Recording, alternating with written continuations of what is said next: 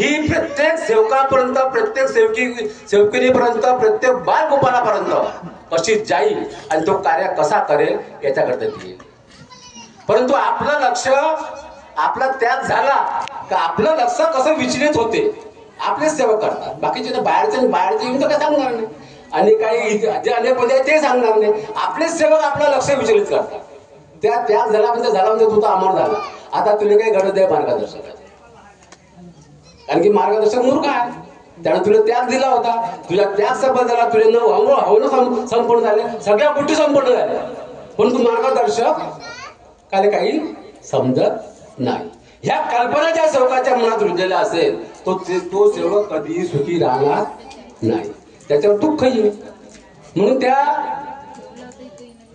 त्यांनी जी आता निमोल तुम्हाला दाखवली आणि निमोलीच्या आधारावर जे त्याच्यातली प्रश्नपत्रिका आपल्याकरता, सेवकांकरता काय काय दिलेलं आहे त्याचा अभ्यास आपल्याला करायचा. कारण की आता मला इथे म्हणा की मी आता अनेक ठिकाणी जातो आव्हानाला, पण अडचण आपली कशी असते की आपण ज्याच्याकडे आव्हानाला जातो तो परमपूज्य परमात्मा एक सेवक मंडळाचा सेवक असते, परंतु त्याची बहीण, त्याची मामी, त्याची आत्या ही इतरत्र असतात. आता इतरत्र असल्यामुळे गोंधळ कसा होते का काही संस्थेमध्ये ऐन चालते, प्रेझेंट चालते नाही का. ते जे की आपल्या निवड लिहिलेलं आहे की आपल्याला हवनाच्या दिवशी, ज्या दिवशी आपण हवन करतो त्या दिवशी आपल्याला कोणत्याही प्रकारचं प्रेझेंट घेता येणार नाही, लिहिलेलं आहे. मी बोलतो म्हणून नाही, त्यात मला वाचावं लागलं. जर तुम्ही वाचलं तर तुमच्या लक्षात येईल का आज माझ्याकडे हवं ना, माझ्या बहिणीने किंवा माझ्या नातेवाईकाने माझ्याकरता काही प्रेझेंट आणलं असेल तर ते आज घ्यायचं नाही. हे मी म्हणतो म्हणून नाही, हे लिहिलेलं. तर आपण का करतो, आणलं बा आता इतकं तुम्ही मुक्काप कर, बा तिला गरज असेल द्यायची तर मुक्काप करून उद्या घ्यायचं. पण आपण का दुःखी व्हायचं आणि आपण का असा प्रचाराच्या मागे, असा जर प्रचार कुठे होत असेल तर त्याच्या मागे जायचं.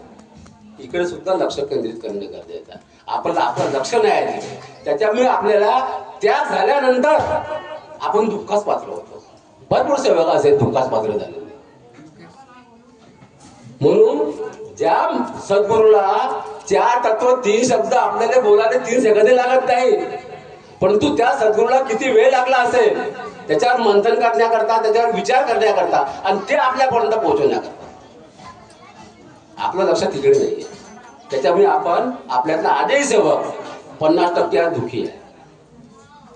पुन्हा सेवक करतो, सांगत नाही. कारण की आता मी माझ्या परिसरामध्ये माझ्याकडे असे 2 सेवक आहेत.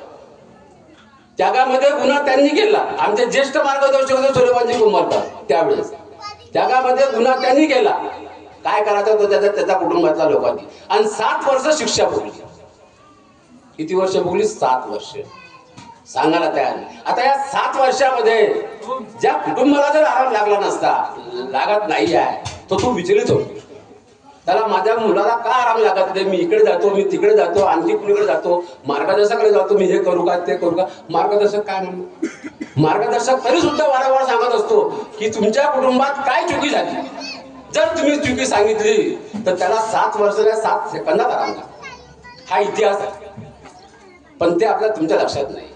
हा इतिहास जर आपण आपल्या लक्षात ठेवला तर हा सेवक आपला कधीही चुकी करणार नाही. आणि समजा केली बी किती मोठी चुकी असो तर आपलं काम आहे की आपला सर्वप्रथम मार्गदर्शकाला सांगणे.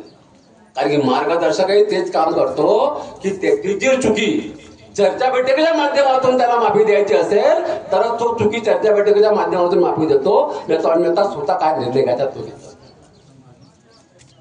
ज्या चुकीची माफी सार्वजनिक चर्चेने मागता येईल तर त्याला सार्वजनिक मागायला लागेल. पण जी चूक अशी असते काही की ती सार्वजनिक माफी मागता येत नाही तर त्याच्याकरता मार्गदर्शक विचार करून कार्य आपलं लक्ष तिकडे. आपण त्याच्यामुळे दुःखी राहायचं कारण करत आहे आपलं. 2 वर्ष 3 वर्ष 4 वर्ष. आता काही परिसरात 2 मार्गदर्शक असते. जसे आमच्या 2 मार्गदर्शक मी होतो, एक सूर्यवंशी कुंभारकर होते. नाही मग याच्याकडून आराम नाही लागत. ज्येष्ठ मार्गदर्शक आहे त्याच्याकडून कार्य घ्यायचे. असाही एक सेवक होता. मग मी त्याला माझ्याकडे येते, मी कार्य देतो नाही याच्यावर. मग माझं संपलं, हवन झालं का मग पुन्हा काकाजी, मग काकाजीचं संपलं पुन्हा माझ्याकडे. मग कार्य आहे म्हणजे काय प्रकार आहे बा. तुला आराम ज्या भगवंताची जागृत शक्ती आहे, हा इतिहास आहे. आपल्याकडे, तर तुला आराम का लागत नाही तुझ्या कुटुंबाला? तुला खरं बोलावं लागेल, तुला खरं सांगावं लागेल. मार्गदर्शक कसाही असो, परंतु मार्गदर्शकाचा शब्द किती कामी येतो हा प्रत्येक तुम्ही अनुभवलेल्या गोष्टी आहे. मार्गदर्शकाने जर म्हटलं तुम्ही तर सगळे प्रयत्न करता, 3 करता, 7 करता, 11 करता, 21 करता, 41 करता, 101 करता, तरी आराम लागत नाही.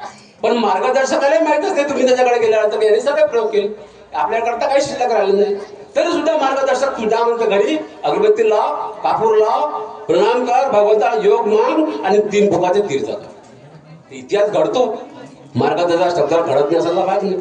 आणि इतिहास घडवणाराच मार्ग आहे, फक्त सत्यावर जगायचं आहे तुम्हाला सर्वांना. जर आपण सत्यावर जगलो तर आपल्याला कोणीही हरवू शकत नाही. अशी शक्ती जर आपल्याला कोणी दिली असेल तर मान त्यागी बाबा जुंदेच्या माध्यमातून परमपूज्य परमात्मा एक सेवक मंडळ म्हणजे काय. पण आपलं लक्ष दुसरीकडे जाते आणि आपलं लक्ष माझी बहीण, माझे वडील, माझा भाऊ, माझा मोठा भाऊ, माझी आत्या, माझी मामी याच्या संपर्कात आपण दुःखी होतो. कारण की ती इतर संस्थेशी जुळलेले आहे. आणि मार्गदर्शक सांगतात की इतर संस्थेचे जर कोणी जुळलेला असेल आपला भाऊ बन, तर त्याच्याकडे अवनाला जायचं नाही, जेवायला जायचं नाही. बाकी दिवस त्याच्याकडे जाणं तर उद्यापासून महिनाभर आहे ना. हे आम्ही म्हणतो म्हणून नाही, मार्गदर्शक म्हणते म्हणून नाही, हे तुम्हाला कळायला पाहिजे. पण तुम्ही लोक मार्गदर्शक सांगता, हा मार्गदर्शक होतो. आणि मग जे आम्हाला सेवा देते त्याला समजते, म्हणते थोडंही आहे, म्हणते ज्ञानी आहे, ज्ञानी देणे. अरे पण लिखित आहे आपल्याकडे, आपल्या नियमावलीत लिखित दिलेला की परमपूज्य परमात्मा एक सेवक मंडळाचा जर सेवक असेल, त्याच्याकडे जर तिथली प्रतिमा असेल तर त्या सेवकांनी इतर संस्थेची जर प्रतिमा कोणाकडे असेल तर त्याच्याकडे जाऊ नये. असं कोण म्हणते? मान त्यागे बहुत हिंदूची म्हणते, आम्ही नाही म्हणत, त्यात लिहिलेलं आहे. पण तुम्ही लोक मार्गदर्शकाला नाव सांगता की मार्गदर्शकच बनते, आणि मग ते लोक आम्हाला शिवा देते, त्या मार्गदर्शकाला कला आहे म्हणते. म्हणून ह्या गोष्टी करता आपल्याला नियमावली वाचावं लागेल, भगवंतांनी दिलेले नियम वाचावं लागेल आणि चर्चा बैठकीत जावं लागेल.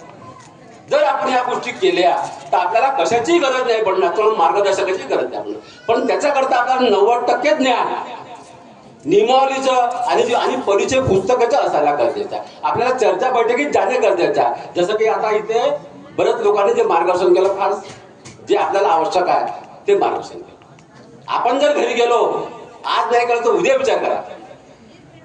आपण एकत्र तर येऊ शकत नाही, घरातले लोक सगळ्यांना काम असतात, पण जेवणाच्या वेळेस तरी आपण एकत्र येतो 5 लोक, त्यावेळेस चर्चा करायची, त्यावेळेस विषय काढायला. काल मी चर्चा बैठकीत गेलो होतो, पाटील साहेब त्या तिरोडून आले होते, वानखेडे साहेब करांचे बोलले, ते बावनकुळेजी बोलले, मानकर साहेब बोलले, त्याच्यावर मंथन करा.